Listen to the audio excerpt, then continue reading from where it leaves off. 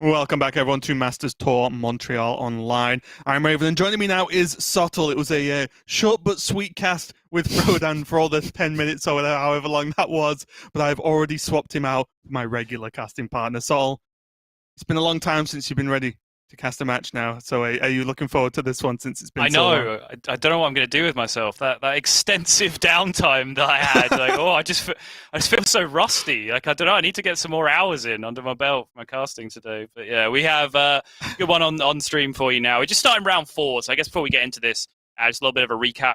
You can find a link for the Battlefire and follow along yourself. But if you are not so inclined, there's a couple of pretty well-known players who are doing very well. Zirios, who we featured on stream, is up there. Conley, whose play I kind of quite liked, is also 3-0. And there's a few GMs filling in the gaps there as well. Rivius 3-0, Swids 3-0, Tiz 3-0 as well. So a lot of well-known names rising towards the top of the standings so far. But we have another GM for you in Felkane, who is still running alongside that Zoo that we did see briefly in the previous series that you and Dan were covering, with the nerfed Dark Lair in there as a 2-3 alongside the Demon Hunter and the Tempo Mage after his ban has occurred. Yeah, running I would say like close to the aggro lineup, because yes, even though it's not on screen, I am kind of counting Bomb Warrior as an aggro deck. I think that's reasonably fair. And here we have Taroimo, who's going to be Taro for the rest of the series, with, again, I would say a fairly sort of, I don't want to say basic like it's a bad thing, but a fairly standard lineup, right? That this is almost just what we've been casting in GM for the past few weeks. So again, that's not a bad thing if the GMs are bringing it. The decks are normally good, but just nothing like spicy here coming out of Taro. But it has been serving him well, as both players are 3-0 so far in the record. It looks like Felkane is going to kick us off with the Demon Hunter, which we have seen so far to mixed success. It has had to face a couple of pretty torturous matchups for it, to be fair, when we were looking at that Monsanto series in particular. But here it is again coming out from Felkane. It does seem to have been one of the biggest talking points of the tournament so far. And this matchup, actually, against the 2-Ofs version of Priest is one that I am particularly interested in, because playstyles do differ quite significantly in this matchup. And I've been playing a good chunk of a pretty similar list to what Taro is running here myself. Yeah, and that's what, I knew you'd like it when that Priest came up, because it is an interesting matchup, right? There's a lot to consider. The Priest has a reliable heal with, at worst, its hero power. So it's something that a Demon Hunter has to consider at all times, when and how to push damage. I do think a lot of this from Demon Hunter's side, so from Felkane on the top there, will be less, face, because like you would see against more of the damage permanence kind of classes, and more, how do I actually just lock my opponent out of doing anything powerful, and sort of maybe try and stick a minion or two to push some extra damage. And we'll probably see a high value on card draw as well, and maybe going for like a Skull of Gul'dan over a high damage turn, and trying to stack just 1 to 2 turns worth of high burst instead of, trying to just chip away at face over the whole game. And it's interesting, right? Because you could listen to the argument that perhaps the way you explain that dynamic is backwards, right? Because if you're playing against a class that has damage permanence, as you put it, where, you just have to deal 30 damage over the course of the game, you don't have to send every point of damage face in that matchup. Like, it feels like that's the best way to go because they have no way of healing. But you can actually be, quote, safe and actually throw a bunch of removal into minions, because eventually your deck will output enough damage to end the game. When you come up against a class like Priest that has, Pyromancer Apotheosis healing on a big minion, natural healing from the hero power, renews, generating radiance, all of these different ways to heal, suddenly you kind of feel like every point of damage does have to go face. But the problem is they're also actually pretty adept at sticking boards that you feel like you have to deal with. And then you start having to throw damage into minions as well to play around that threat of Apotheosis it's super that they weird, have coming out against you. Yeah. And I think that's the point where, I'm not going to say every point, but I think almost every point of damage that can hit face with this Demon Hunter deck can also hit minions, right? So it's super weird where, like, it's almost... It's like a weird problem to have, that your damage is so flexible, utilizing it is actually quite difficult. Yes. Here, though, we are going to see the early start there. Just the Aldraki Warblades swing being used quite early, just as the respect to Sethic. Again, we're talking about pre-sticking minions actually being a problem for Demon Hunter, and this is where I expect to see Felkane kind of lean towards, is actually say, can this cause a problem in the future? Yes. Okay, kill it. And I think that's the way he might try and maybe even starve out a priest, right? Because not exactly known for the card draw. Very nice pickup off the top with the Panthara. These Warblades are very key cards in the matchup as well, primarily because they're such a fantastic card to Murazond from the other side, if that does come up. I've seen on multiple occasions in broadcast matches, in GM as well as elsewhere, of players playing a Warblades and then dumping a bunch of weapon attacks in the same turn, like Twin Slices and Chaos Strikes, which then gives the opportunity over to the Priest to just heal all of that damage straight back and basically completely negate 10 to 12 damage from your deck. So I do like Felkane chewing through these charges quite early here if he needs to. And and I think you can see the thought process as well, right? Last turn, he could have just swung for 3. He didn't. He spent the mana of his hero power to activate the mana feeder, but he chose not to. Now he's going to switch over, push the damage this turn, and go straight into that Marrow Slicer. But honestly, the difference of him already having a skull in hand and he knows it, he can get to it if he needs to. It's a bit messy because of it's 2 AoEs he has to push through. Is pretty powerful though. Just the card draw is very important. Oh, the nerf, Raven! I think this is one of the matchups where it's actually the most impactful, it losing 2 health to go down from a 2-6 to a 2-4, because now you see Taro just essentially tempoing it out into a existing Marrow Slicer. Does cast a spell, does steal a small minion, but it's just dead. It's just dead. He knows it is. It's gone. Yeah. That is it's flipped, hasn't it? Now it's almost not a problem outside of the frustration of, like you said, the spell burst. But it almost just didn't even really used to be killable beforehand, right? Like, what would it would have to be like hero power plus something with a Marrow Slicer equipped on curve to kill it. Like, that is a huge ask, actually. I love this spot from Felkane. I think he is smelling blood right now. He senses a bit of weakness with the hand from Priest, and therefore he continues to convert every possible point of face damage into actual face damage by refusing to sink that weapon into the minion. This is very Bomb Warrior style. Use his removal to deal with the minions, and every weapon swing goes face. And also, mentioned earlier, the Shard Shatter being used means that Skull is just one little step closer to the edge of his hand, right?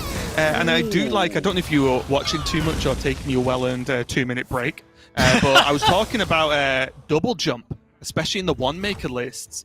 A little bit different in this list because there's a Spectral Sight in it, but in a lot of lists, double jump just draws a Skull of Gul'dan. Yes. It's a great 7-mana play, actually. A little combo you get off quite a lot. Pretty good. Yeah, there is also the Silence in a lot of lists, which is the one that people quite often forget about. It does have an outcast effect that can be drawn, but Felkane's list, he just has that one Spectral Sight and the 2 copies of Skull of Gul'dan that can be found from double jump. It's definitely easy to forget about because obviously earlier, like the Tempo/Aggro Demon Hunters ran a ton of outcast cards, right? So double jump was like a card to draw a card.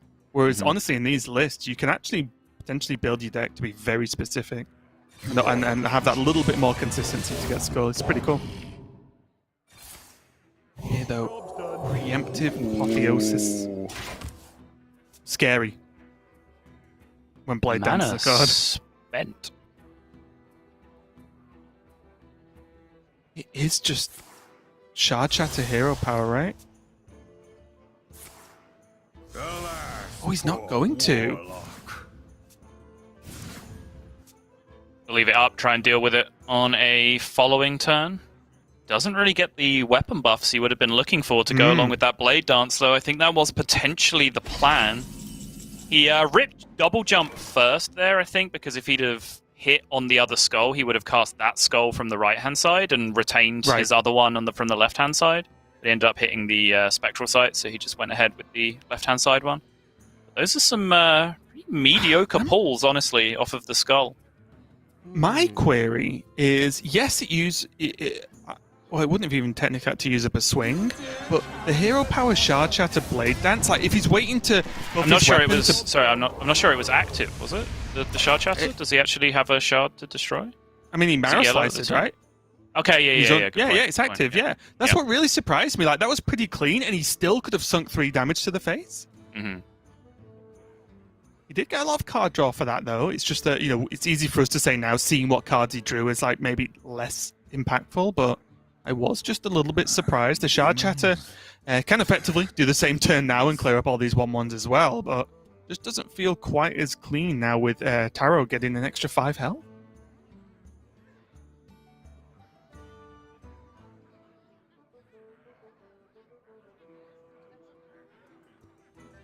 I grow impatient.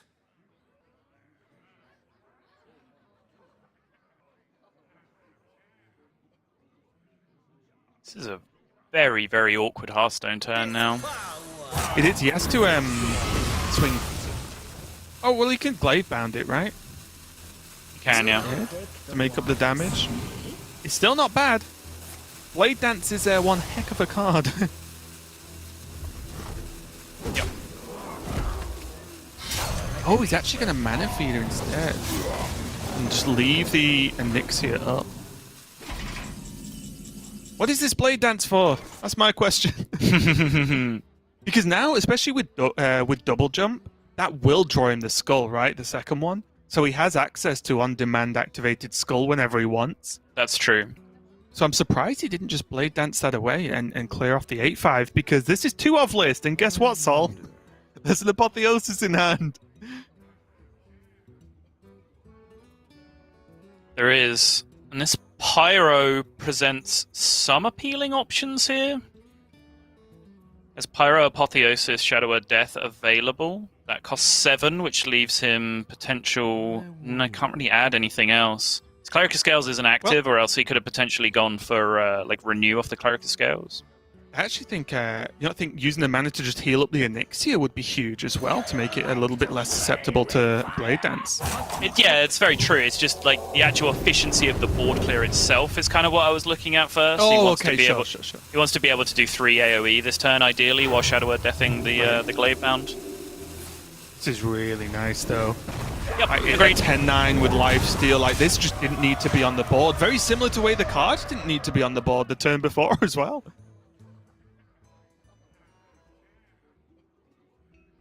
Well, you've got to look at the silver lining here. At least if Felkane trades into the Elixir with minions, it doesn't really heal Taro for much.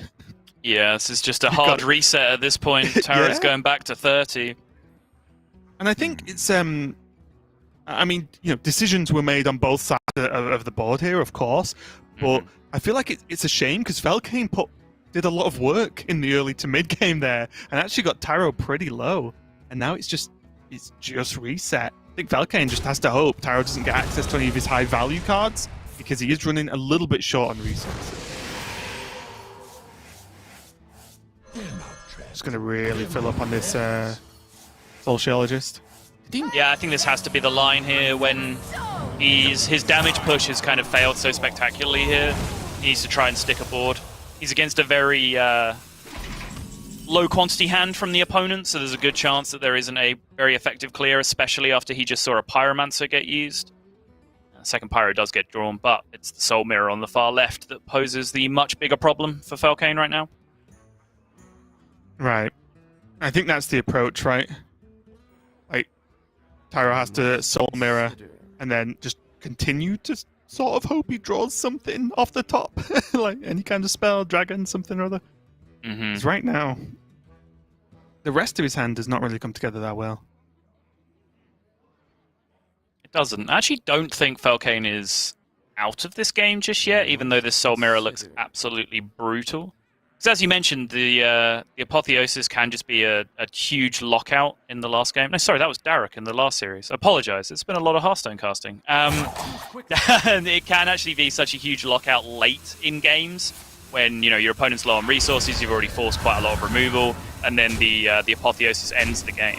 Well, Taro's just out of natural copies now, so he has to kind of keep fighting one for one, honestly, with the damage and the threats that are able to come through for Felkane.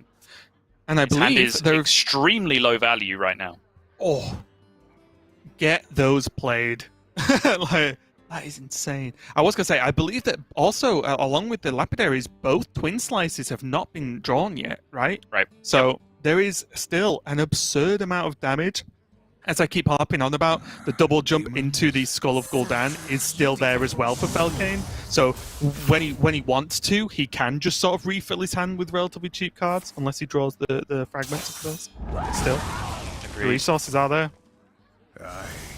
Do you like this turn from Felkane, just clearing out the left-hand side of his hand, so he's able to push towards those extra cards? And there you see Twin Slice and Chaos Strike now being drawn.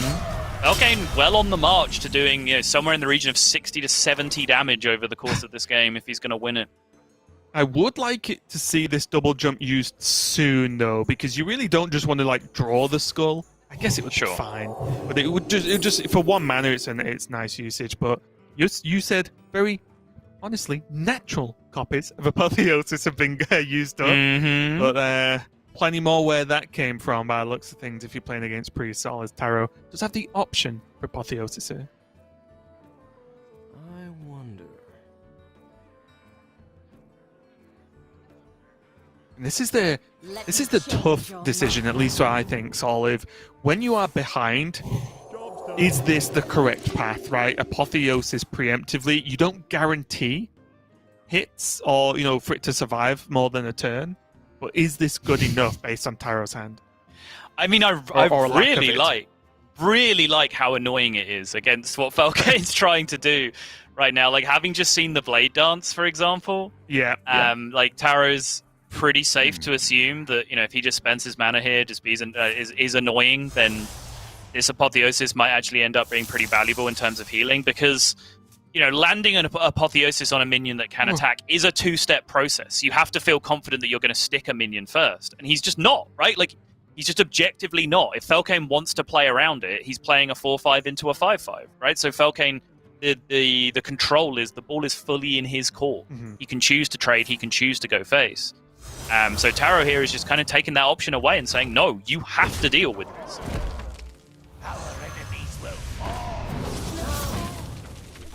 Interesting turn there as well.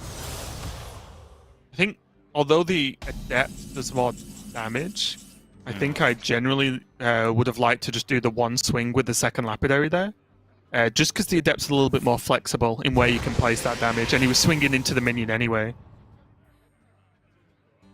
Oh, well. I was going to raise that. Nixia.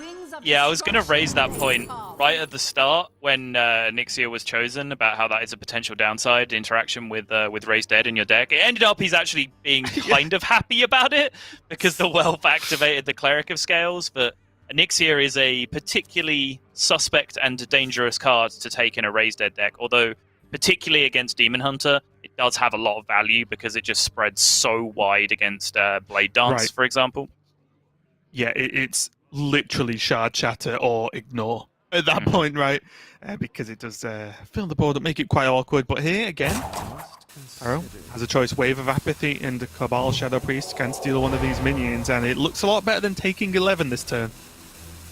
Let me change your mind.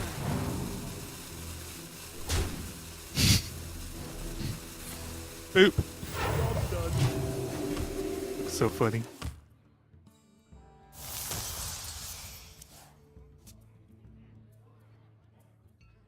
He's still good on shards. He is. Lapidary still has targets to destroy. He can just Blade Dance this away. The 1/3 can actually just clean up one of the 1/1s just to make sure the hits kill the high health minions. And this looks pretty clean to me. Indeed.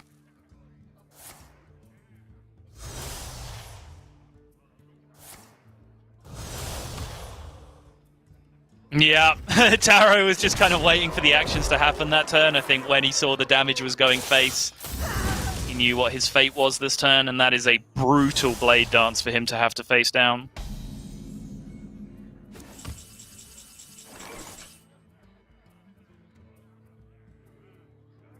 Not Wait a minute.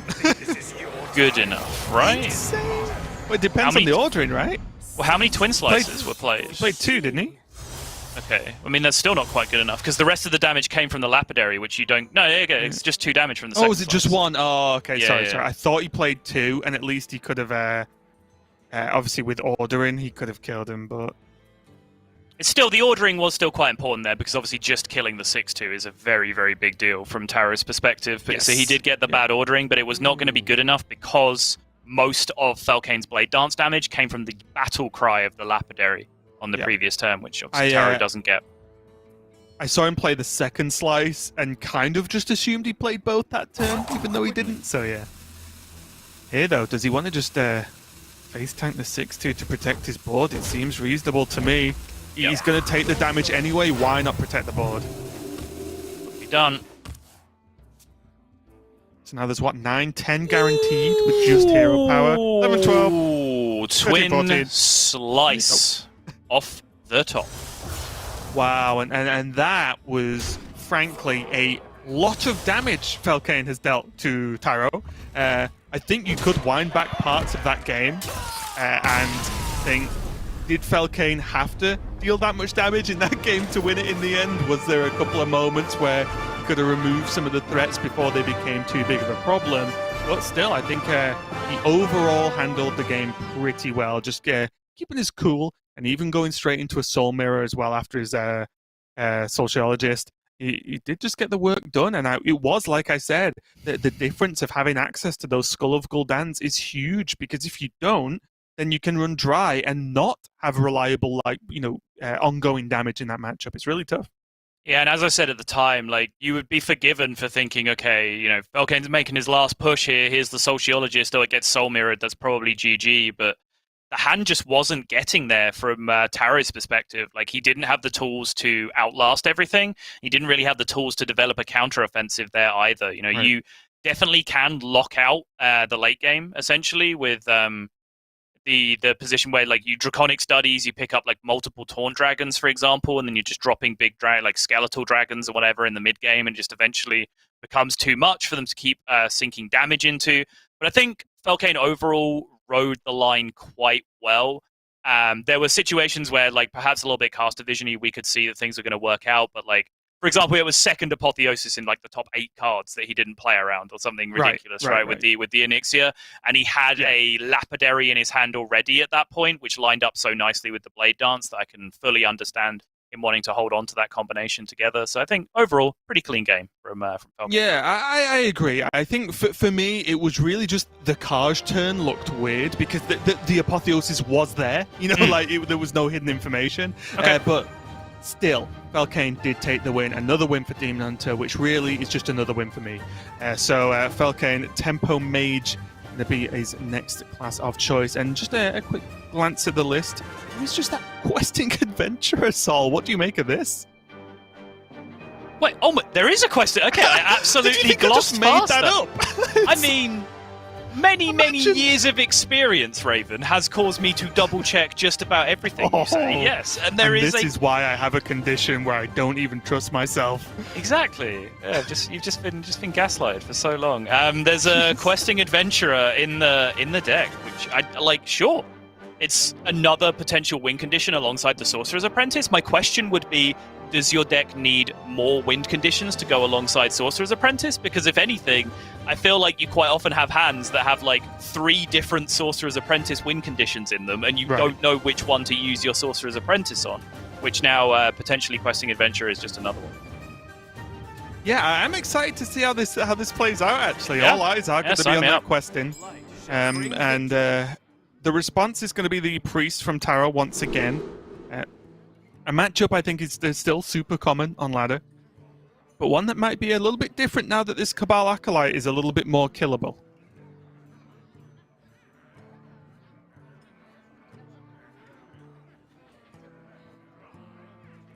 Felkane got hold of a pretty good opening hand, and although it's not the nuts, even just a lab partner, one maker, and the option of devolving missiles, whether that's going to be to counter very early Sethic, or take down anything a little bit more awkward, or maybe an Apotheosis target, doesn't look so bad to me.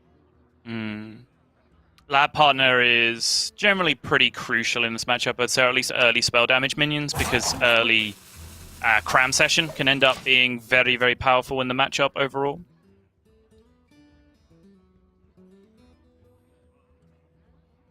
Even see the already forward thinking there from Taro with not playing the Draconic Studies because the Pyromancer is in hand as well. It's another potential proc for that.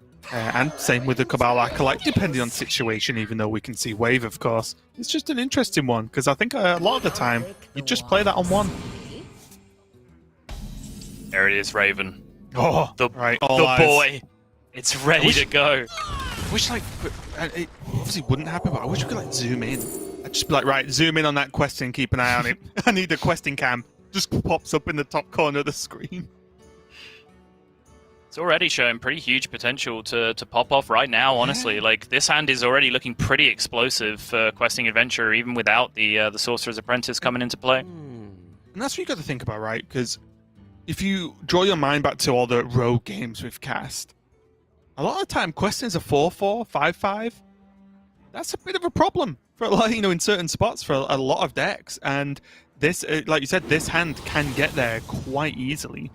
Without having to go nuts with Sorceress. But Sethic on Taro's side is a huge deal as well. Powered Shield going to help keep the cycle going. Oh, and hello? Ritual. What? You just don't beat this. Hello? You just don't beat this. Taro, best Sethic player in the world. I mean, yeah, you might as well just play your Draconic Studies at this point. You've loaded up on Pyro spells now with the Wave of Apathies. I don't think you're going to need to be Pyro clearing too much, because you just have a freaking 2/7 Reborn now. What just happened? One of the most impressive Sethic turns I've seen, and that's saying something, but as I mentioned, Falcane does have that Devolving Missiles in his opening hand, so he can completely negate this. Yeah. But it's a great response, of course, because it deals with a pretty absurd minion, but it's also a very early usage of this pretty powerful card, right? So now suddenly an Apotheosistic minion's a bit more difficult to deal with, and so on, so on. So it's kind of like... Jeez. It's kind of like a double-sided victory, I guess. Yeah, he is still playing around Apotheosis here, at least in the immediacy, with the extra health. I must consider... There's also potential now, just... Like, does this questing matter that much because he has the Cabal? I think that's the setup, right? Taro has to really consider how he can isolate this quest and what's his best chances at isolating this questing next turn. Yeah, and I think that's actually very difficult to do unless Falcane just doesn't really have minions in his hand, because as soon as Falcane plays one or two small other minions, it's not like Taro can fit in Pyro and cheap spells to clear them all out, and the Cabal and the Steel, right? Like, it just doesn't work on the following turn. What about pre-playing Pyro? Is that something to consider? It's a long shot, but it's an additional minion. It is. Just going to keep it simple. Go for the Apotheosis. Go face. Yeah, I suspect this is probably still the cleanest setup. He just wants to reduce some damage immediately with the questing. So now I'm imagining Falcane's going in here. Yep, there's the cramp session with the spell damage. It's almost like you knew subtle. In that case, I would presume this questing has to trade, as illegal as that might seem. Yeah, okay. It's fine, it's back to a 4-4, don't worry about it. All part of the plan. Oh wait, no!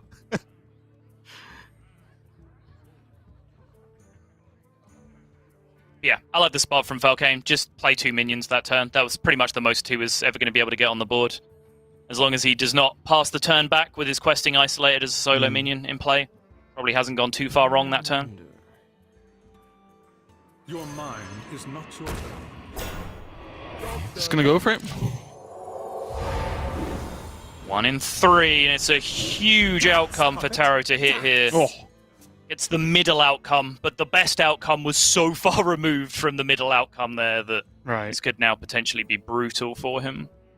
Honestly, you could get close to just saying there was the good outcome and the bad outcome, and you got the bad outcome, because it wasn't the good outcome. It's just 50-50. It either happens or it doesn't.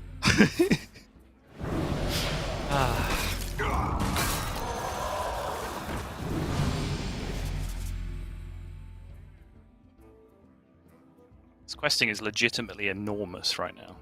Can't actually tell, but it is. I did wonder last turn whether Taro was going to get sucked into the trap that I definitely would have thought. How long can I hold this question off to, like, guarantee steal it? I mean, he would have probably died, but I was thinking about it.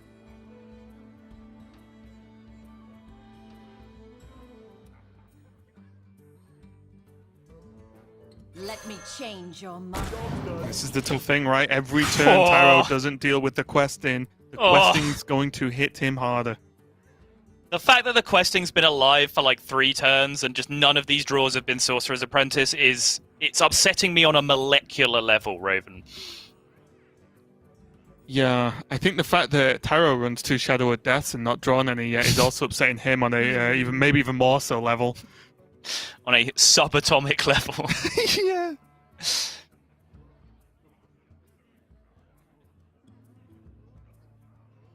What do you even do? How much damage do you have? How many cards can you play?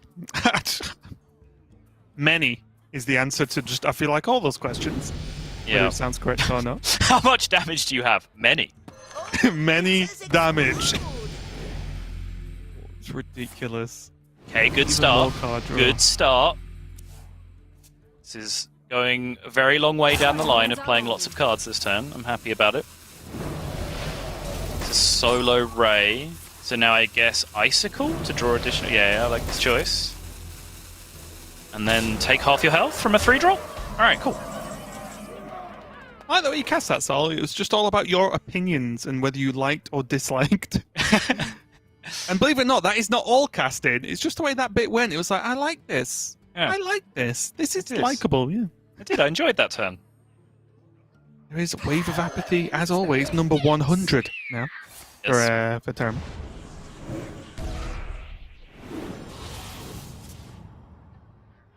Oh, there it is! He shrunk down to whatever that tiny universe is called that Ant-Man goes to, and he found it. Yo, I mean... Look at Falcon! Oh, I'm so unlucky. Yeah, he does play 2 of them in his deck. I'm just, like, just saying. Before we bring out the language clappers. Or is it more the fact that the double wave of apathy actually probably meant that Tyro would have been dead by now if he didn't double wave? Yeah, he would have been super. But like, still. Yeah. Yes. You look at it, like, Taro's generated a couple of wave of apathies this game. Like, he didn't win the 1 in 3 to steal the questing, and he just didn't draw a Shadow of Death despite playing 2 of them. Like, I don't know.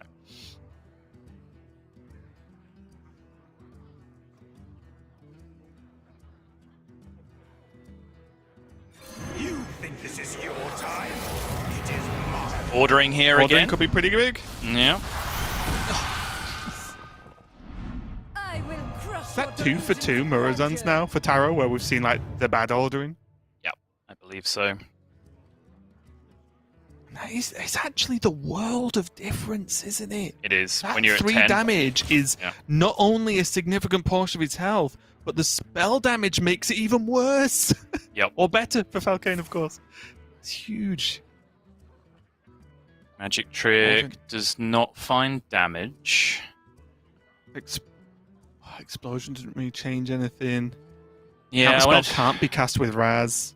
Either want to burn to back up this push, or like Ray of Frost for just like a Ray of Frost Raz turn right here. Yeah, well, what about devolving anyway? You can probably hit the Prime. You can still go Arcane Missiles this turn if you wanted to drop down Raz on the same turn as well.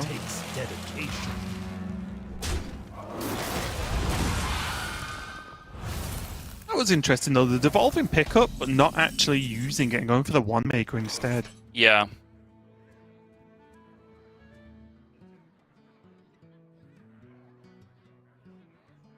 I think the other options were suitably mediocre, that it's probably fine. I definitely wanted to develop Raz that turn. That felt important.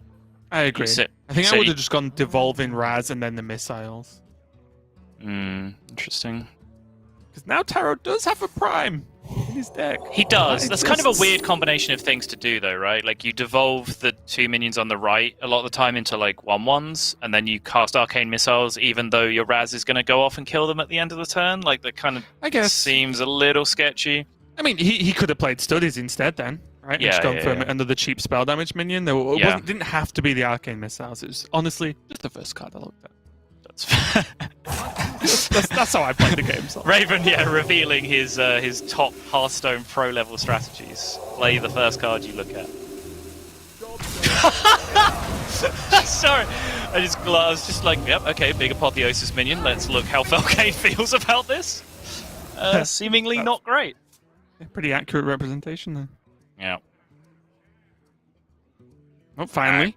Shambhala time. Is it cold in here?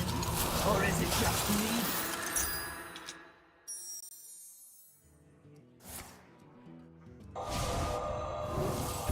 Evolving mainly just to get rid of that Apotheosis and probably reduce the...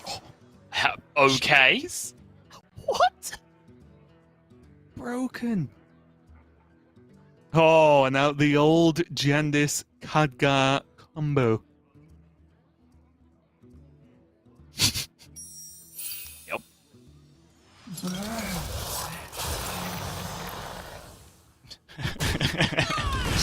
Felkane shaking his head because potentially there, in terms of sequencing, he could have cast the font first, got a Khadgar, and then had the Khadgar in play by the time that the 5/5 got summoned to pick up extra copies. But he's still fine. He still has the Khadgar Jandis in hand. But yeah, a little optimization there that maybe could be looked at.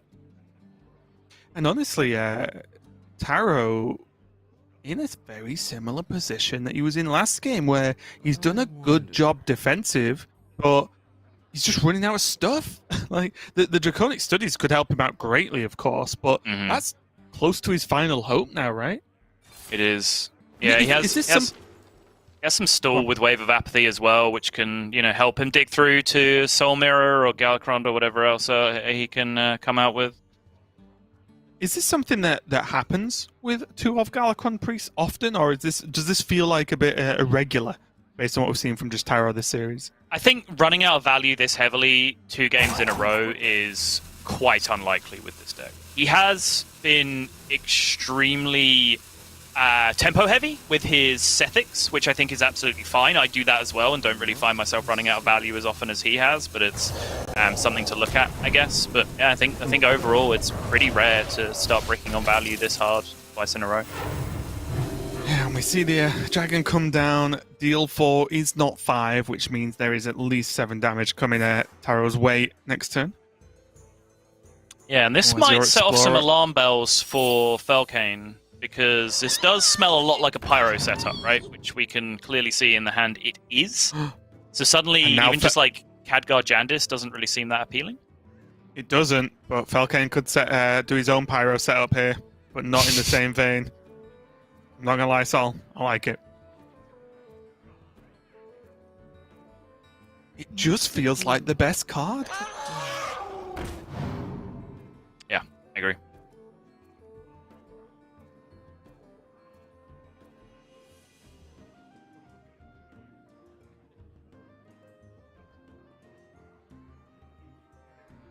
Problem now is, where does the rest of the damage come from? Yeah, and for a second, I was wondering whether it was just... Yeah, I mean, never mind. What do I know, Sol? I was thinking even if you think it's a Pyro turn or it's a potential setup, like, I think Felkane does need to make sure he doesn't try and get over fancy with the Khadgar Jandis. Because if he keeps sticking this board, is he just never going to commit Jandis at that point? But I think it's pretty important that he does just go for it when he can here to keep the pressure high. He does have the Onyxia in hand as well, so he does have multiple waves of onboard threats. Right.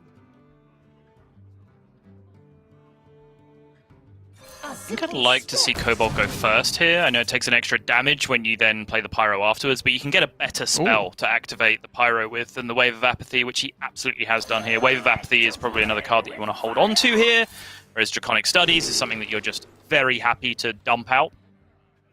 Yeah, when you wave removes 2 power from a 3-minion board, it's not really the card you want to play at that point, is it? Exactly. Morozond, not a bad pick. Yeah. Rhythm words. It's not the most flexible tool, of course. Like, I don't think Taro particularly just flat needs heal right now. Mm-hmm. It's not really in that position. He needs to be able to have answers to the board. Oh, yes. All right, cards out of hand. Yeah, I think... Pyro face. No. I think that Falcane has to just start doing things. Right now he's got, what, 3 waves of things to do? Yes, It's exactly. very important that he starts doing them, because otherwise it's just going to give Taro more and more time to catch up. Precisely. Elixir here is a guaranteed lethal setup. Alright, it's guaranteed that it is a lethal setup. It's not a guaranteed lethal setup. Oh, that's interesting. I did wonder whether he was actually just going to go Murazond into Wave of Apathy, potentially. Oh, okay, Hold just going to on. accelerate here, having found the Mana Cyclone here as well. For burn damage, first and foremost, doesn't get it, but does get some nice dumpable cards here, and I guess the Arcane Missiles does factor as burn. The Incanter's Flow, nice and dumpable, Arcane Missiles, dumpable, Flame Ward alongside that as well. Does have to be careful now, right? Because he's only 1 mana away For from board proccing his... space? Yeah, sure. Yeah, he's proccing his dragon, so he'll need to either proc it and then ping off a dragon, I guess, or just do it the other way around and drop the Cyclone. So he can skip Flame Ward, I guess, at this point. If he does want to continue going for it, it looks like he's actually just going to push face instead. No, okay. No, I It think he's looked like pinged the- his own, yeah. Yeah, it looked for a second like the ping was going to go face, which would have surprised me. Yeah, I don't want all these spells. The Back-to-back Pyro plays. Oh, Wait, what? one of those options was Naga Sandwich, wasn't it? I'm pretty sure one of those was Sandwich. He could have just got 2 5-mana Pyroblasts in his hand. What happens when you wait for the rope, Sol? The rope waits for no one. Indeed. Still looking fairly comfortable, though, in the position. It's a heck of a Murazon turn, I'll tell you that much. That is true. And I don't know why I find just Pyroblast into Pyroblast when it's like a completely reasonable plan so funny, but I just do. Oh, okay, yep. Jandis of his own. Missiles does some work. Alright, not that much work. Come on. Come on, Murazond. It's actually the, tough one. Is that Brain Freeze and then a Conjurers onto the called it? Murazon? Yeah. Look for Walking Fountain, big taunts, potentially. Can still Wave of Apathy as well. Must consider. Not a bad turn. It's pretty strong, yeah.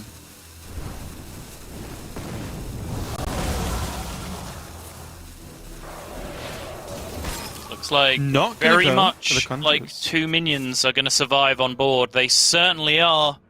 1/1 plus 1/1 plus Pyroblast makes 12 where I come from, Raven.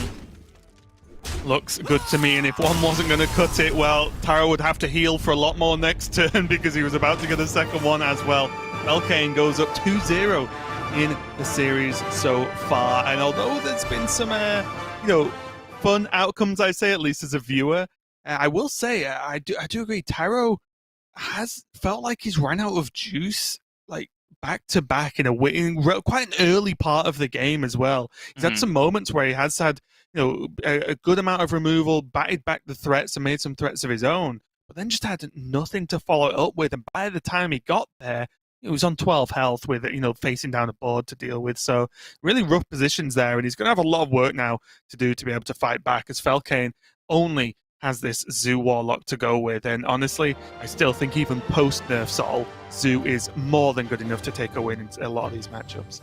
Yeah, it certainly is quite similar in a lot of regards. The Dark Glare turns are not quite game-ending, but the trade-off for that is that you can go a little bit earlier with them. You can do slightly less impressive things a turn earlier than you could before, which I think is a fair trade-off to give to the deck. I think it, even though I believe the intention was stated that Dark Glare was nerfed primarily because of Wild, I do actually think it's a healthy balance change for the game, because Zoo in its existing format, it just felt like it was so, like, that one card was so much more powerful than everything else in the deck, and that it feels like, a nerf for it in standard is pretty fitting as well, because, if you want this deck to be playable, you need to make it work around more than one card, and that's certainly what Falcane is now trying to do. Yeah, and to a slightly different fashion. We saw that with Scrap Imp in Zoo, right? Like, Yes. the difference of having the card versus not was far too big. Same with Keleseth back in the day. Like, we saw it a lot. It seems to be Zoo is the culprit all the time. I do like, as we get into this game, I love the brooms in this list. I feel like they fit so well. Obviously, slightly less impactful because you're not going to be able to dump as many minions onto a big Dark Glare board as you used to, but still, brooms doing more than enough work in this list. Is it just go time already? Like, this is already an insane mana cheat turn for Taro if he wants it.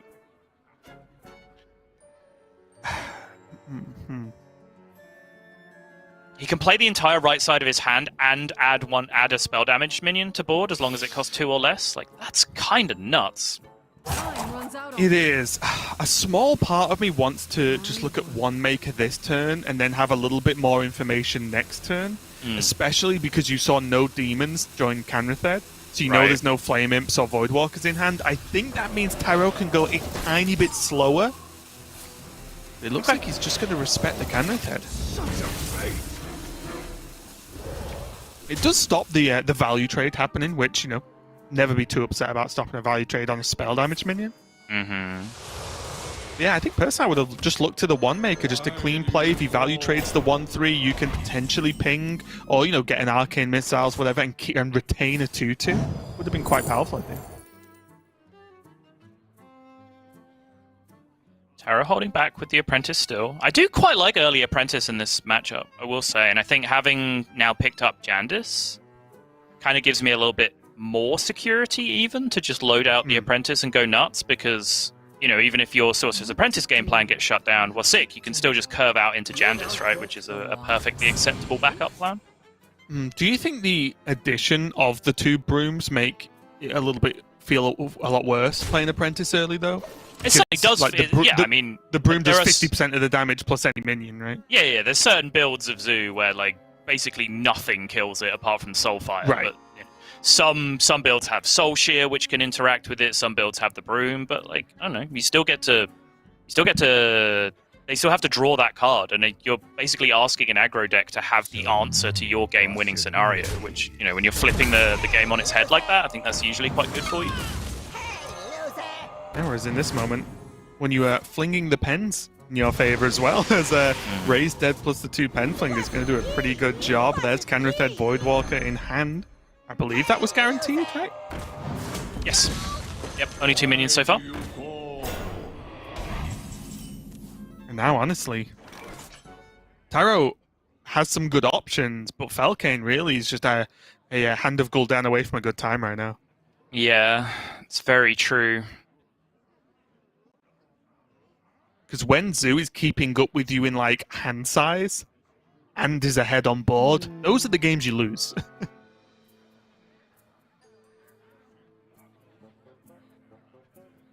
Also, just with the pen flinger on board, it makes even considering Jandis feel horrible. Exactly. He knows that there's a 1/1 in hand. He knows that even if that attack guess is wrong, there's a 1/1 on board as well that can just clean up afterwards. Yeah. It's a pretty miserable looking Jandis board. I'll tell you what. Probably the main reason I love casting Tempo Mage has less to do with the deck specifically and more to do with the amount of ways players choose to play it. Yes. Right? So I feel like now, like you were talking, oh, you just Apprentice early, and I'm like, okay, I kind of see that. Taro clearly holding on to his Apprentice for a bigger payoff at some point. And then there's probably about 10 more different things, you know, that could have been options in this game so far. So I do really enjoy the fact that each player seems to have slight tendencies, at least just approaches how they see them any given matchup going. It's pretty sick. Yeah, I was referencing an argument that continues to rage about a particular turn that Gabby played with Tempo Mage, about whether it was Cyclone or Evocation. I saw it popping off on Twitter, referenced it on Cast, 30 minutes later, I just opened a random Discord server and saw the same argument still happening in that Discord server. I love it. I love it. The best. Yeah. Yeah, Nightshade Matron now in hand for Falcane as well, of course, the Pen Flingers, but most importantly, just needs that hand of Gul'dan. And honestly, also with the way this game is played out, Saul, Velkane's health is relatively okay actually for this point in the game. Yeah, it's kind of that same sliding scale, right? Where your health is inversely proportional to how strong your turns have been.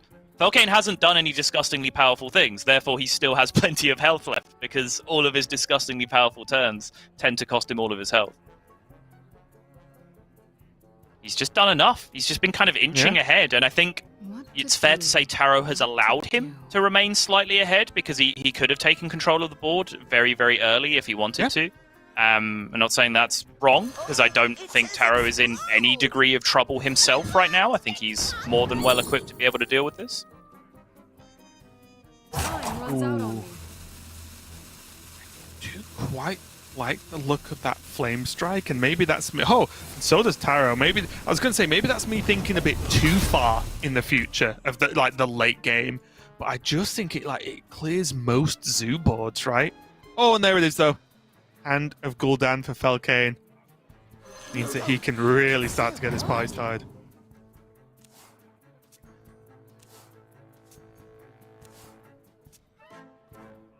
Gee. There is the business. One thing that's tough, I don't know if I mean, you've probably not played tons of Zoo since the nerf, but the mental numbers, you have to readjust yourself now. Yes. Because you can't go okay, Flame Imp, and then into Life Tap, into you can't do that, and readjusting the number differences on that Dark Glare is actually so hard. I've messed it up a lot. Yeah, no, I actually have played a fair few games of Zoo since the nerf, and I did run into that exact problem. I got to the point with the old list where it was fairly smooth and automatic in most situations. Yeah, same. The only time it wasn't was when there was multiple options of do I want to go to a diseased vulture or do something else, and you had to kind of work it out. But when there was only one way to do it, it got pretty smooth. And yeah, it's just night and day now. You just everything's backwards. It's like trying to write with my right hand, Draven. Yeah, and honestly, speaking of backwards, so is that turn, because he could have just played Flame Imp and not discarded a card. Yes. And instead, he ended up discarding the Soulfire, I think it was, at a glance.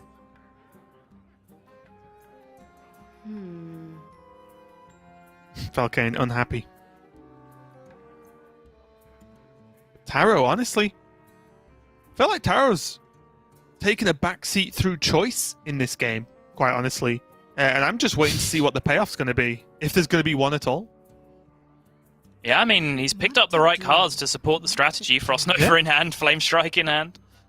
You could coin Flame Strike now, and it would look pretty good. Suddenly, Velkane on 16 health, yes, with a full hand, but an empty board. Looks like he could get some work done. There's also a chance instead that he'd go for Nova, Apprentice Nova Ping, the Penflinger. I really think that Nova wants to be lined up with the Mana Giant specifically, right? I think that's probably the swing turn that Taro's going to look for here. Yeah, I was trying to work out whether things would stick often enough to make that sort of work with the Flame Strike later, but that's way, way, way too late.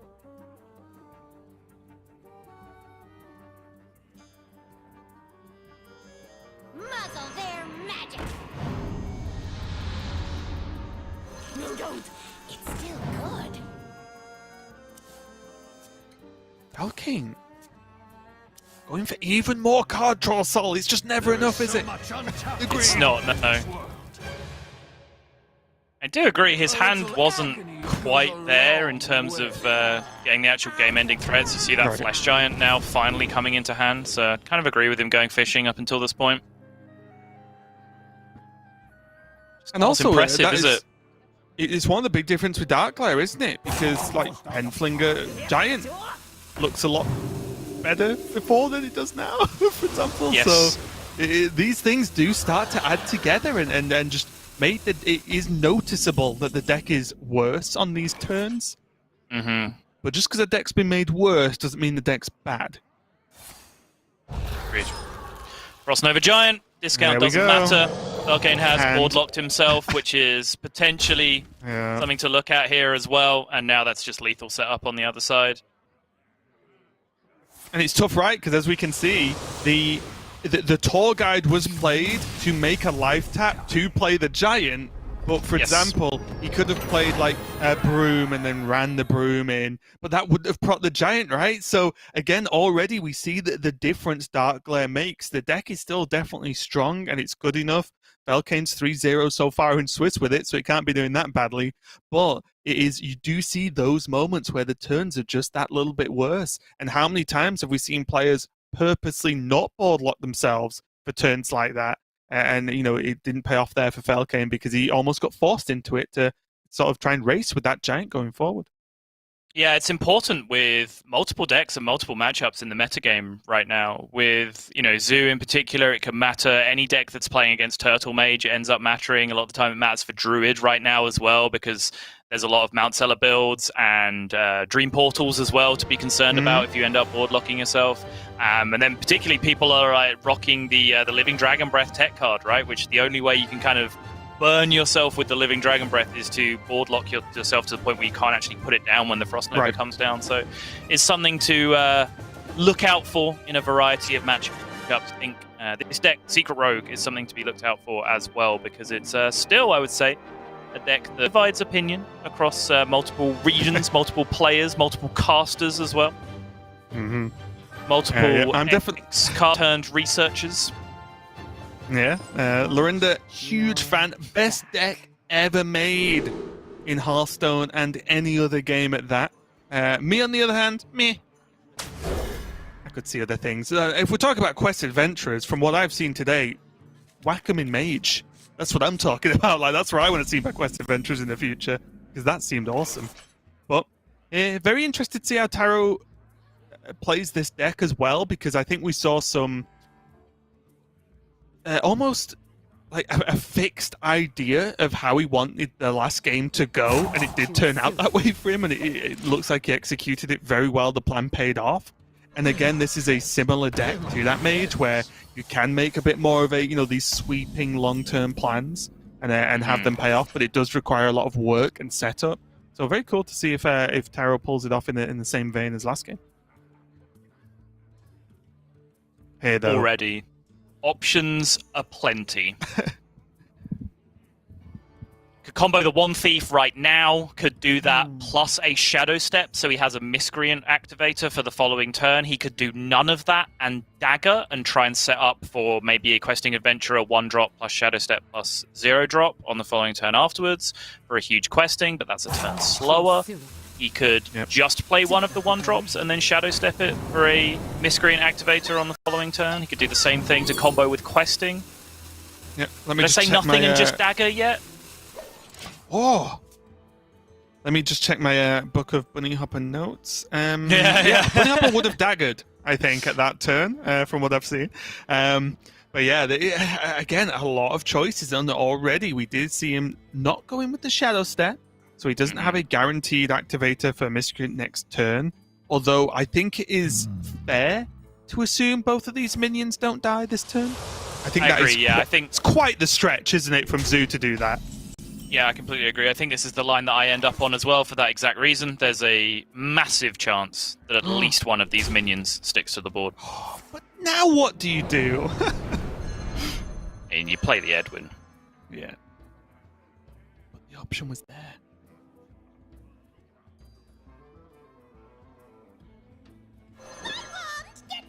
The questing only gets to 4/4, right? So it gets challenged by Coin Nightshade Matron immediately is the problem. So the Edwin just being significantly bigger here is a big deal. Just a Soulfire is a problem, right? I think most Zoo players would just snap Soulfire and questing any day of the week. In a heartbeat, yes. Yeah.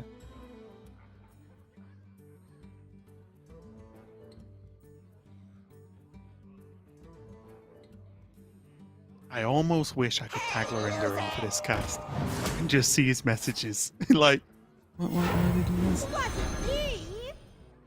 I do love Lorinda when he's passionate about a deck. The best. It's still good. I'm going to see the...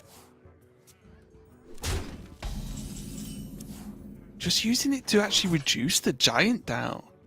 Yeah, he had to get the That's giant actually- below the Hand of Gul'dan. It's something I was going to bring up Nice. at the start of the turn, or like 2 turns ago, he drew the Penflinger off the top, and I wanted to say like that's actually low-key kind of a big deal because he has this this giant blocking his expired merchant opportunities. I wonder. So yeah, I like this decision. Just leave the 6/6 up, deal with it on the following turn, just dig through and find some additional options. I don't Right. think it's going to necessarily work out for him because such is the glass cannon nature of Zoo that if you let 1/6/6 hit you in the face in the early game, that might just be lights out.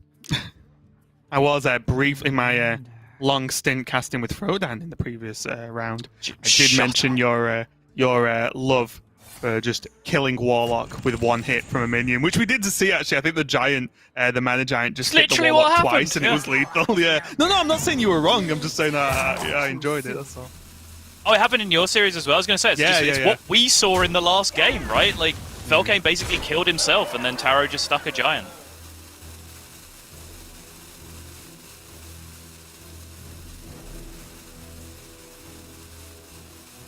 I do like the trade on this merchant actually. Not only does it make the hand a little bit bigger if he has another minion to activate it, but most importantly, yet again, the it's one less thing the Van Cleef dies to, right? Soul Fire plus the 2/1. Yes. So although we can see that the matron does kill it off if that's what Felkane wants to go for, that is also his whole turn. You were just a burden. That means, honestly, with Taro's hand, dropping Quested with these lackeys looks very powerful as a response here. My hand. Indeed. Ooh, Felkane loses a Dark Glare to the burn there as well. Necessary. The only cards he could dump were Raised Deads, which, yep, that doesn't quite work out how you want it to in that situation, so he was kind of forced to just go for the play. Ooh. I'm the tiniest bit surprised at no quest in this turn. Jandis does put a lot of power on board. For me, it was just a Titanic. I always look at questing if there's a Titanic lackey in hand.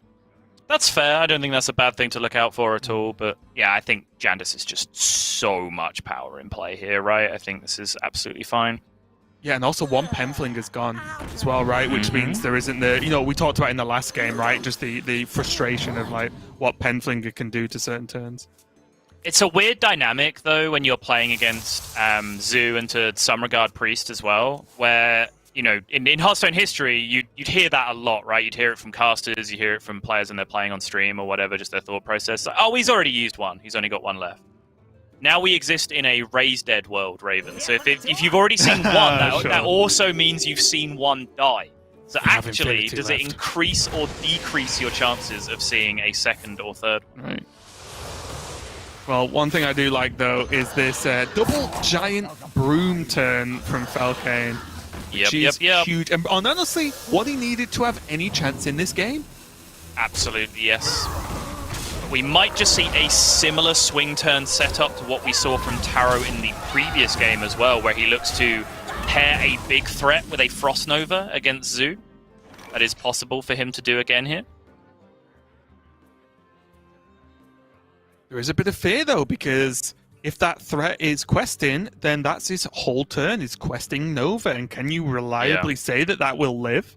I don't think so. I don't think so either. Especially when you saw all those Raised Deads get cast and the potential for those to be Penflingers specifically, as I was talking about. And doesn't take Matrons, much flinging of pens to be able to take care of a questing adventurer. And Matrons, like we can see, right? He knows there's a Matron that's died this game because it traded into the Van Cleef. That's very true, yeah.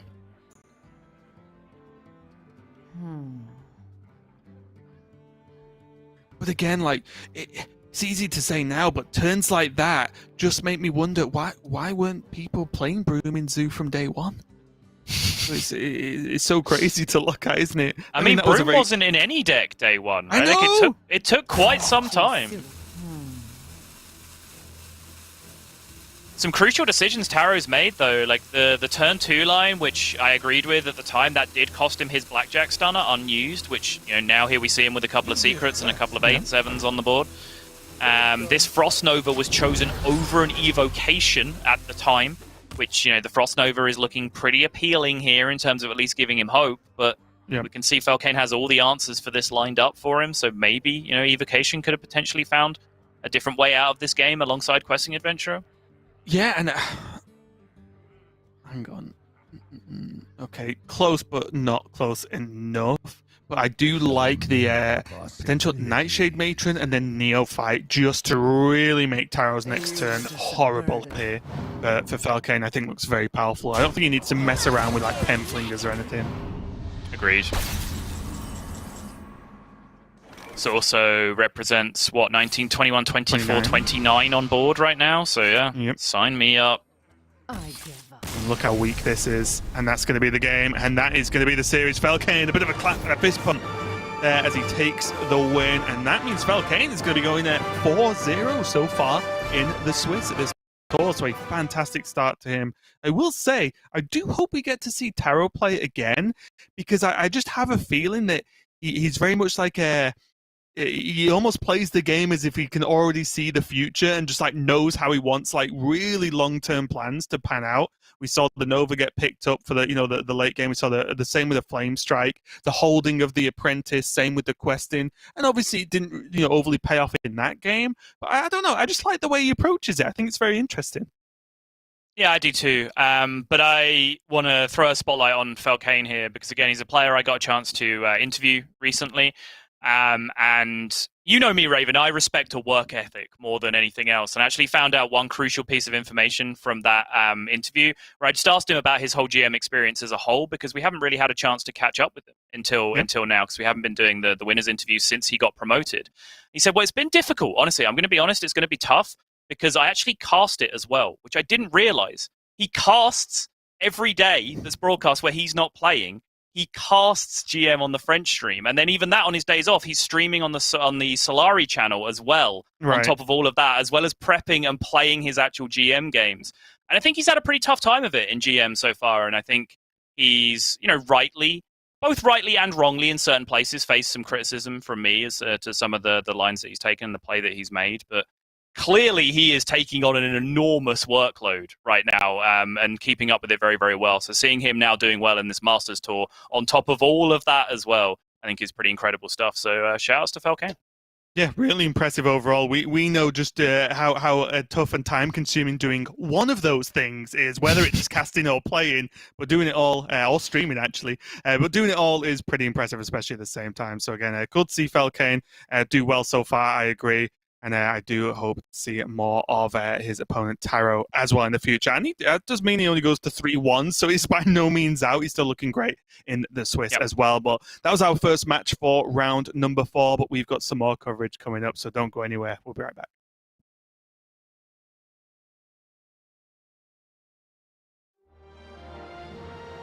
Masters Tour Montreal Online is brought to you by T-Mobile. Switch today and rank up to America's largest 5G network, T-Mobile.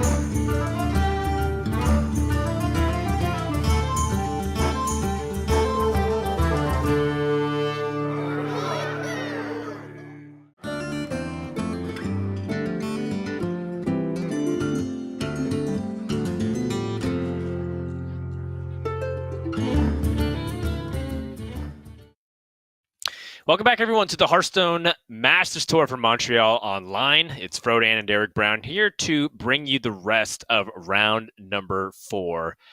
Derek, how has been the day so far been since we first cast together at the top of the day? The day been so far much good, Dan, since the start of the day. I've been enjoying seeing all the different strategies that have been knocking around. Obviously, Monsanto and ETC with their infamous heavy weapon removal lineup, and obviously seeing all the different ways that people are trying to approach it, because I think, if nothing else, what today demonstrates is that this is a difficult metagame to be playing in. A lot of very, very high-skilled decks that require both an intricate knowledge of the technical understanding and the metagame macro process that you need to be aware of as well. That's right. Not to mention the unpredictability of the twists and turns that get offered to you, depending on how some of these pan outs with, highlighted by Mage. Mage seems to be one of the classes that is most focused upon when kind of thinking about classes that define the current metagame. But the other classes that we have for Wet Goose are also pretty good. Secret Rogue, Survival Druid, those seem to be doing just fine for Wet Goose, who's going up against Crane. And both these players looking to get a very good start to their day number 1 by being undefeated. Crane, of course, a player that's made it to championships in the past when we played the Hearthstone Championship Tour. Also a well-known player just for his consistency throughout the year.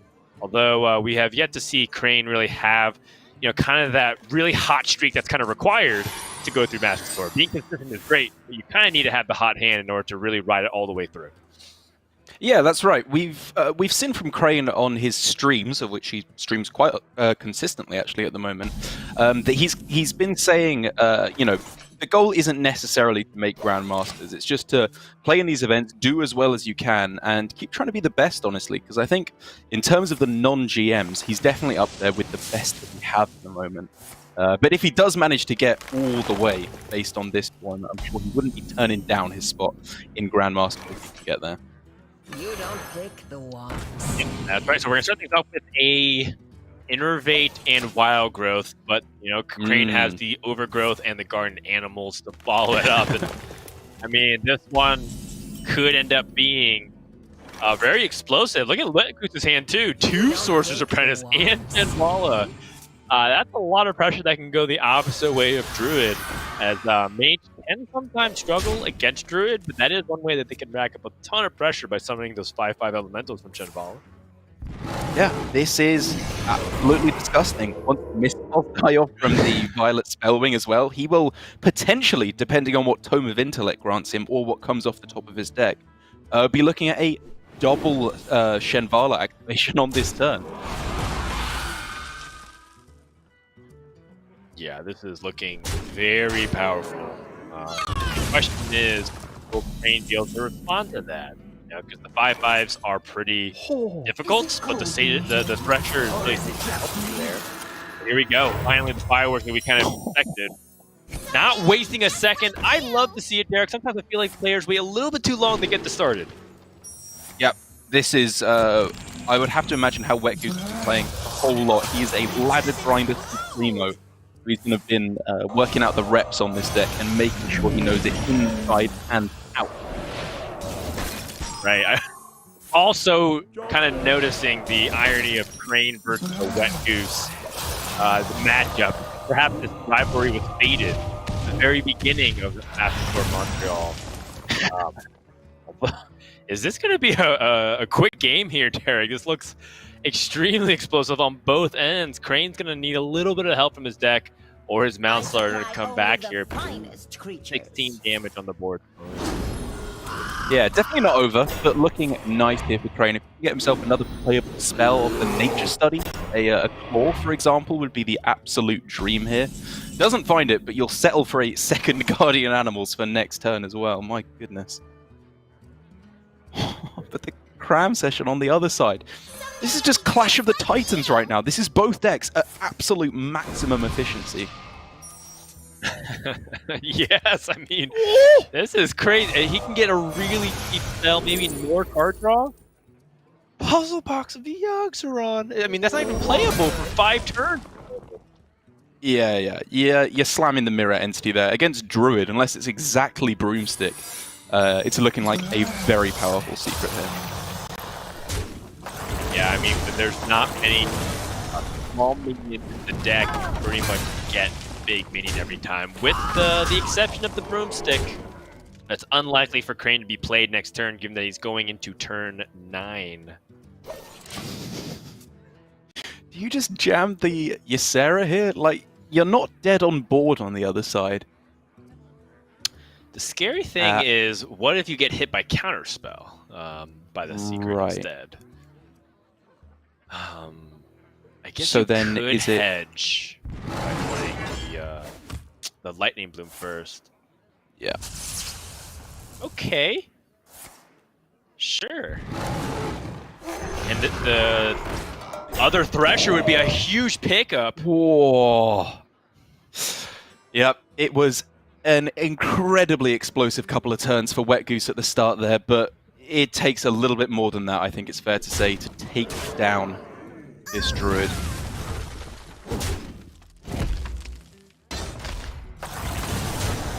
Yep, and that's going to be an Isolate Chinvala and a Gas Wet Goose. Which is not exactly a sentence I thought I would say in my entire lifetime, but here we are.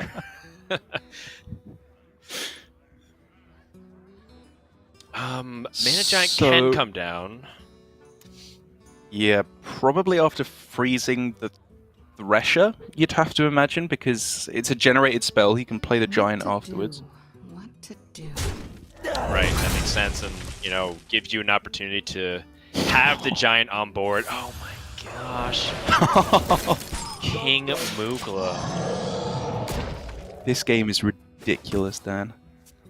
Right. It's like, what happens if both players run out of excuses and say they got that they can't say that they got unlucky, right? Like, this is both players hitting really good stuff, very close to the ideal hands on both sides. Although Crane is definitely jumping farther ahead, because the longer this game goes, he's going to out-resource Wet Goose. Yeah, I'm slaying it. I'm seeing this slip away quite quickly here, I think. Yeah, this Bog Beam could totally be used to trade into the Mana Giant, but I think he already attacked with his Mukla, right, beforehand, so now can't really activate that. Yeah, I think I like taking it and then just holding on for the turn. Keep the spell reduction intact, so that next turn the play is even there to just go Broomstick into the Survival of the Fittest on the same turn if he needs to. Yeah, you can see Wet Goose looking for another option. Offered a second Arcane Breath, which I know that he's fond of, considering that he was able to hit #1 Legend on the server by playing the Arcane Breath variant of Cyclone Mage, which he attributes to Orange. Yeah. Also managed to hit a rank 9 finish last season on EU. And then I believe rank 11 on NA as well. It's an incredibly strong performance on ladder recently from Wet Goose. Yeah, and, you know, we have seen that, you know, ladder isn't the end-all be-all, but they are heavy indicators of who are some of the players, the big movers and shakers in these Masters Tours, which ultimately, you know, get us closer to finding a Grandmaster, as this is the second of 3 Masters Tour of the cycle. Finally diffuses the secret and sees Mirror Entity and Survival of the Fittest, the Revenge of the Broom. It's why it's in there. Such a clever inclusion in the deck. And One Thief needs to come up big. Another entity with another broomstick in the hand. Yeah, I mean, this time it's a 5/5 broomstick, which is a little better. If Wet Goose can find a couple more mirror entities, maybe he'll work his way up to something big enough to win the game. It's true. Still doesn't remove the inconvenience introduced to Crane. Once more, gonna test for Counterspell and Spellbender simultaneously. and Portal as well. Like he's rattling off a lot of these secrets very quickly. It's true. The Netherwind portal did not activate. Now Crane My dream is sees the mirror entity. Very good sequencing. You know, and Crane, a player that, as you mentioned, is priding himself on technical play, is playing flawlessly right now. Okay. So it just seems like Wet Goose is just going to play his normal fair cards, and at this point, Crane, because he's played Survival of the Fittest, is just going to have every card go at least 3 cards for 1, it seems like. Maybe even more. We are very rapidly approaching the territory of, having to hit the puzzle blocks, having to try and hit Solarian Prime, something like that, because Ghidra Overflow on this turn is just going to make an insurmountably big board for the following turn. Yeah, it doesn't even have to be Overflow if Crane doesn't want to draw all of his dragons right now, since he is kind of close to the bottom of his deck. Finds Guardian Animals, which kind of does something similar. Good. Oh my goodness, this is a lot of power. I mean, that's just threatening lethal next turn. Yeah.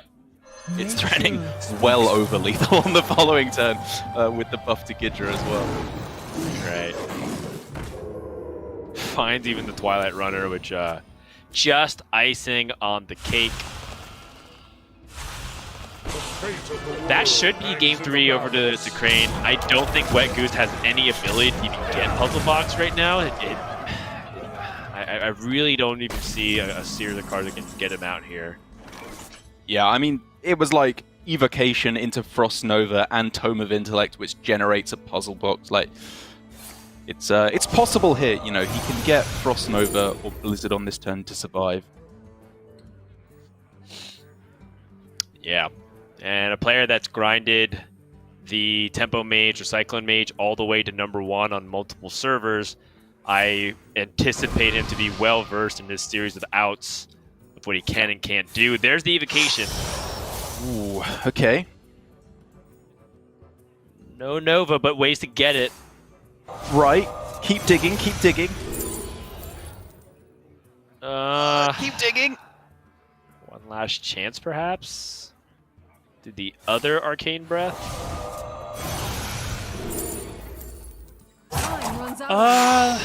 Wrong kind of board freeze. Blizzard is not good enough here. Wet Goose concedes. And the avian battle between Crane and Wet Goose continues as Crane finally strikes back and gets a win with the Druid, setting up just the Rogue and the Mage. These two players kind of playing the most common lineup that we see this weekend. And we've seen a lot of Druid, Mage, Rogue, and Warrior lineups. Do we feel like this is the best lineup, or is it just kind of like a solid, consistent one that you can't go wrong with? This is the ladder grinder lineup, I think is the best way to phrase it. Like, these are the 4 best decks that will perform for you on ladder at the top of Legend, and these players have played a ridiculous amount of them. Crane has been at the heart of the raging debate that we've seen on Tempo Mage. Do you play Arcane Intellect? Do you play 1 Arcane Intellect? Do you play none? Do you play the Spellkins in there as well? Are you going for the list that runs Arcane Breath? Crane and Wet Goose, both very accomplished Mage players, on very opposite ends of the spectrum in terms of the debate, which I think perfectly exemplifies how difficult of an argument it is. There are so many different ways to build and pilot this Tempo Mage, which is why I love it so much. I think it's got so much room for artistry and interpretation in how you play it, and Wet Goose and Crane doing an admirable job so far of demonstrating it. All right, well, let's go into game number 4 and see who will be able to let their mage pop off onto their opponent here as, I mean, it only makes sense, right? The Violet Spellwing to start things off. or the logical battle going on. Yeah, I mean, it's a bit on the beak at this point. Like, we get it, guys. It's the bird battle. I like it. Crane kind of starting off a little bit on the slower side, though. Cram Session for 1 is not what you want, but in these kinds of mirrors, it does feel like those who can spend their early mana crystals efficiently tend to be in a really good position, given that they will have more resources to explode. And then that kind of compounds by the fact that Wet Goose also has the coin and an extra card, which does feel like it's a super impactful thing about this head-to-head. Yeah, it's interesting, isn't it? Because in general, I agree with you that, you do want to be the player tempoing out at the start. But there's very strong counterplay here. Crane can just keep drawing to try and hit Apprentice to go with this evocation. He could have there gone Astromancer plus plus Arcane Missiles in order to hopefully clear the board. Instead, he is clearly gearing up for that big explosive turn where he tries to wrestle back all the tempo. Oh, okay. I mean, there's a lot of resources at his disposal, depending on if he wants the Arcane Intellect or he wants the Evocation. I think it's actually really close. Like, Evocation is the better card, but Arcane Intellect is the card that finds him Sorcerer's Apprentice.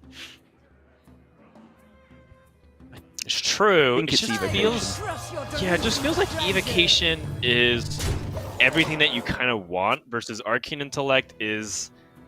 It takes up almost your entire turn at the moment, and it sometimes gets you what you want. I mean, to be... Oh, wow, this Evolving Missiles. Oh! Well, Astromancer Solarian lives to see another turn. But, I mean... That was potentially pretty swingy, because we have seen this matchup also somewhat devolve into, whose comeback mechanic it has higher impact, right? Like whose Solarian Prime pops off, or who can generate Evocation or other spells to get Puzzle Box and Yogg-Saron. And it's almost kind of like at that point, both players are just watching the game and seeing what ends up happening and then reacting. I almost feel like I'm in a React video series at that point.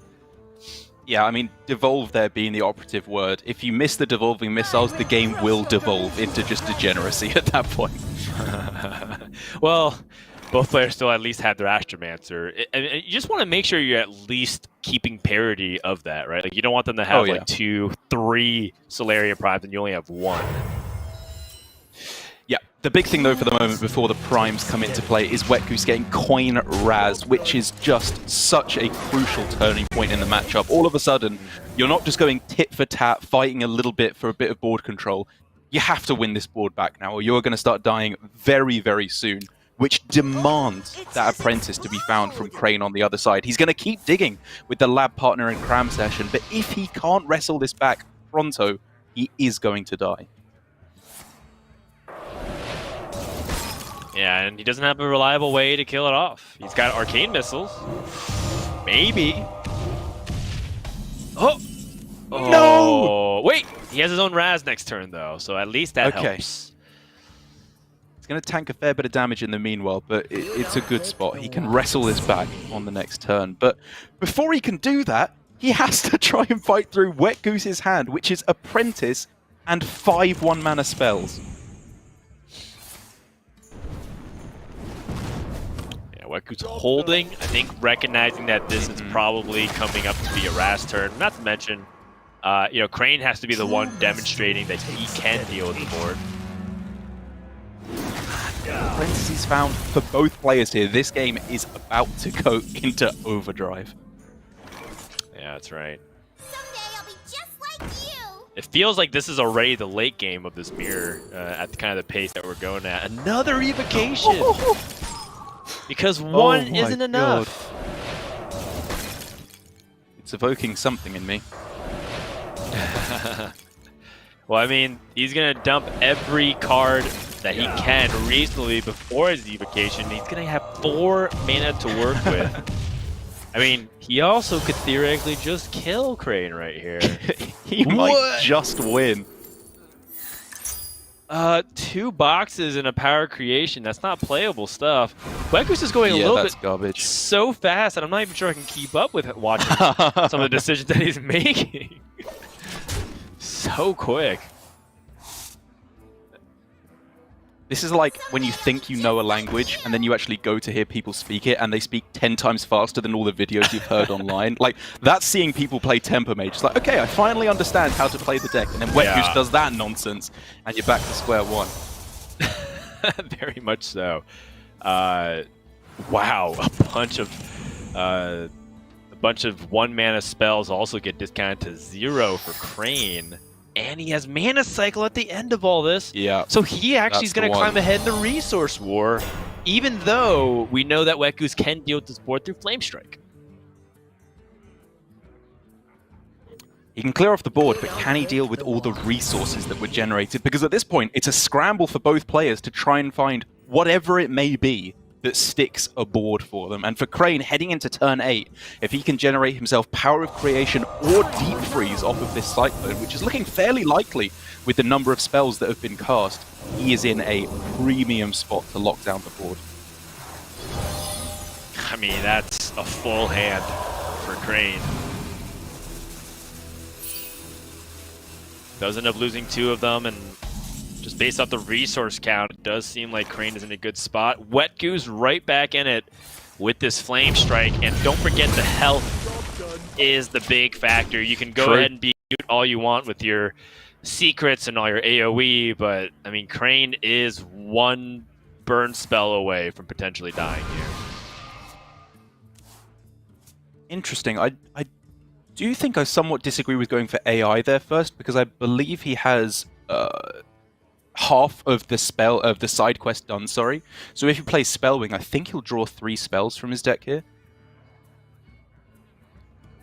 Which again, you know, if he's looking specifically for a certain minion, which I guess would be Mana Giant most likely, it's not wrong to play the AI there, but he could have got a much cheaper draw effect. Okay.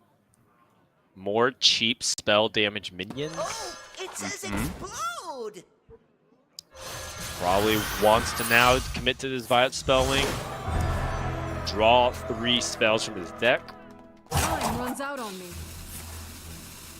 Finds more cheap cards. Oh, it says explode! Incanter's Flow coming up pretty big. Wow, still digging. He wants that giant. He really, really wants that giant, and he is rewarded for it. Even missing out on playing the pretty powerful Netherwind Portal there, purely to find this 8/8, and it's a play that he's massively rewarded for. Whoa. Okay. I mean, Wet Goose could win right here. The cards are still green, though. Wait, does that mean he has won, or maybe he's actually still doing stuff this turn? He's won the game. Yeah. Oh my gosh. Oh. It's prime time, as we like to say in the Americas, Derek. It's I mean, I don't know. From downtown, that was a nice pyroblast to the face. Jeez. Yeah, well, while you may say it's prime time in Americas, over in APAC we like to call that Friday. When that happens with Solarian Prime.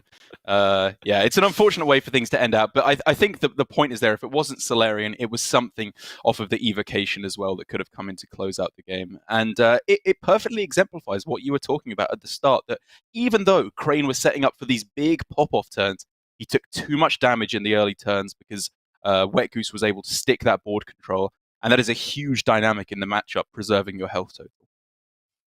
Yeah, very much so, and kind of reminds us about ultimately making sure that your early game can have strong foundation and fundamentals, because you saw that Wet Goose was trying to push damage because he wanted to be in a position to get lucky.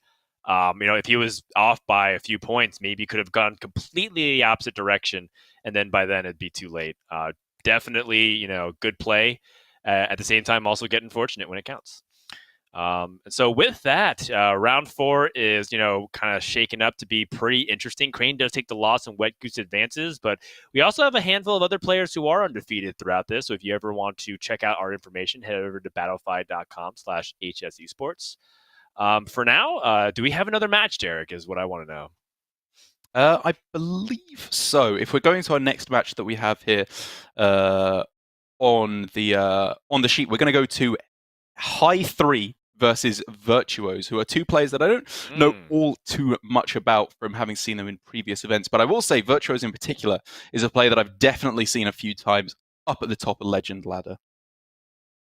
Okay, well, nice flex. High 3 versus Virtuos, opportunity to really build their names on broadcast. We got a chance to see some earlier newcomers who never really been on a broadcast very often, and get a chance to play. I do find it really funny when we see some players who play very quickly when they're not on camera, because they don't necessarily anticipate having to, deal with the fact that so many people are scrutinizing their plays in real time. But I do wonder what's going to happen here in this series as we do jump into game number 3, as we have Demon Hunter versus Mage, Dardar Binks versus Give Please. So we're not actually going the Virtuos versus High 3. We're apparently playing this game 3 series where it looks like Dardar Binks, sorry, the username cracks me up, currently up and looking to be in a pretty good spot. I personally like Demon Hunter versus Mage because it feels like I have a lot of opportunities to end the game even if they do all their shenanigans. How do you feel about this matchup, Derek? Well, I mean, first of all, I do want to say that, sadly, Dardar Binks does have to take second place to Muk Banterface in terms of my favourite names of the players in Masters Tour Montreal.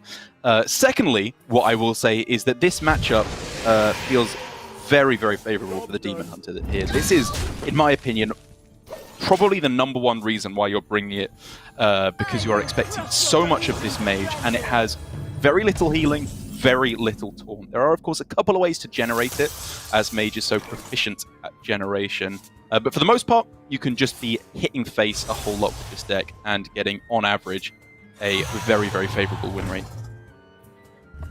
Yeah, very much so. As, we did see Give Please make a deep run and master a Yang Chipping, and going to have to come up big if he wants to survive the pressure coming out of Demon Hunter, especially lists that tend to play, extra minions like Battle Fiend, that pressure early on, which, I'm still a little bit on the fence of. When it works out great, but when you draw it like any turn after like turn 2, I always feel like this card is pretty suspect. It seems to be working perfectly fine, though, for Dardar Binks, and obviously it's meant to pressure, and he's getting that pressure against Mage. Yeah, it's working out very, very clean for him here. The real question, as you always have to ask, is how much do you actually have to trade in this matchup versus how much can you go face? Because that was what I liked so much about Chonsu's play towards the start of the day, was he was just a go face gamer, which I think is absolutely the way that the matchup should be played. Wherever possible, you want to squeak in that 1 extra point of damage. Oh, it says explode! Yep, so with that, Potion of Illusion goes to the hand. Definitely like a sign of desperation here, but let's see what this Arcane Missiles can do. If it can take out that Battle Fiend, save a ton of health, and does end up getting it. That's huge. Yeah, getting the clear there is a big, big deal. He's got to stop the damage coming through.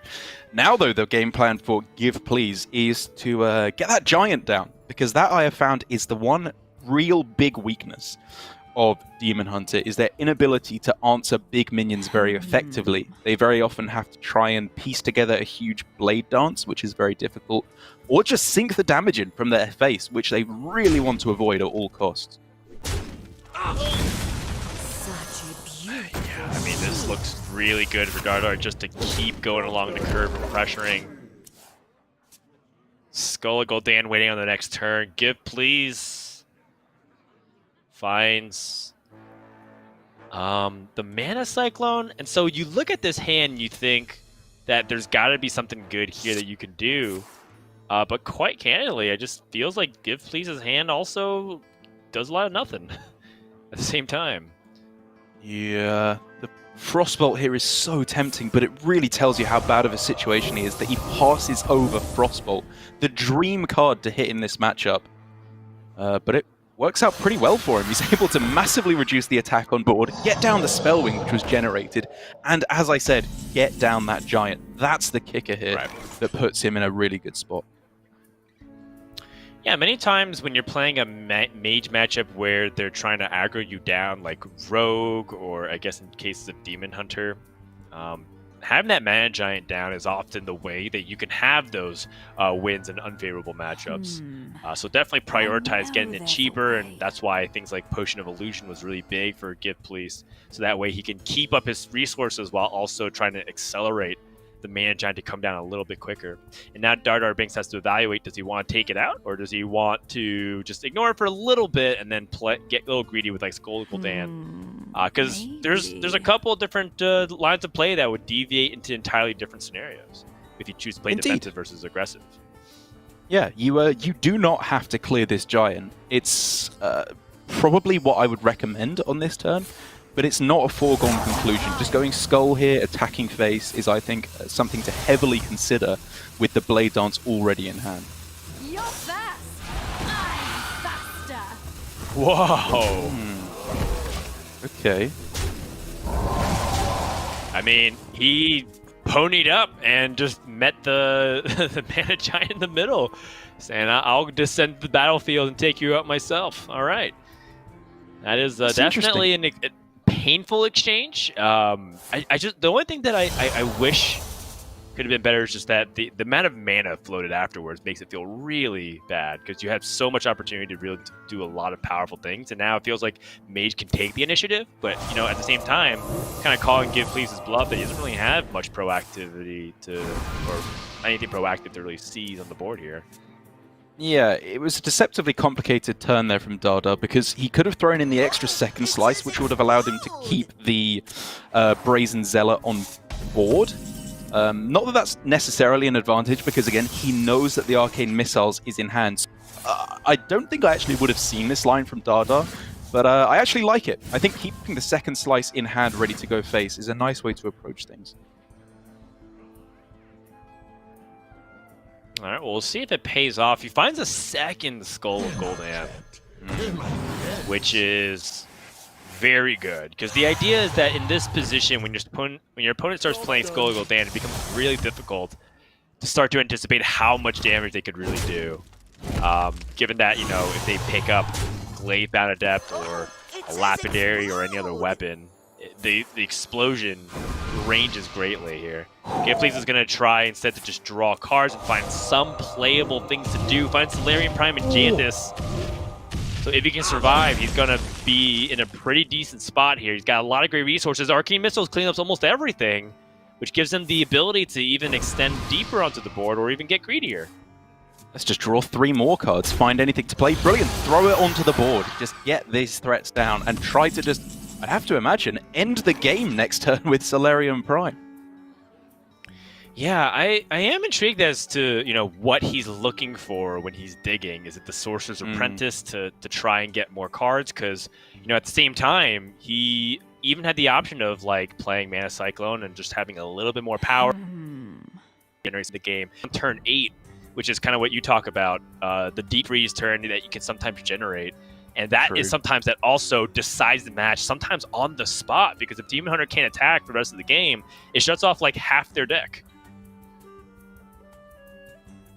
Awkward draw though for Dardar, very, very awkward draw. That Skull kind of locked in place for the moment, unless he just wants to play it for 3 cards, which is a consideration at this point. I honestly wouldn't detest the idea of going for just Skull here without the Outcast, because with a few of the Soul Fragments in the deck anyway, there's a decent chance that the reduction in cost is kind of negated anyway. Very much so, and I think Dardar's looking at these 3 spell damage minions, or sorry, these 2 spell damage minions, and originally he was baited by this idea by Shard Shadow Mystic needing it to come down. I agree with this a lot. I think the Glaive-bound Adept is really expensive. It's ultimately feeding to your win condition. And if I'm Dardar, I'd even have been tempted to throw the second slice into the mix, just to make sure that my mana is efficient, and I have the maximum opportunity to get damage, but here we go. Give Please drops the Solarian Prime. Dealt with instantly. Nothing going to be attacking him on the next turn. The goal here now is to end the game or generate more minions, but there's no room for Solarian Prime. Uh-oh. Oh no! Those were all the cards he was looking for when he drew cards that previous turn.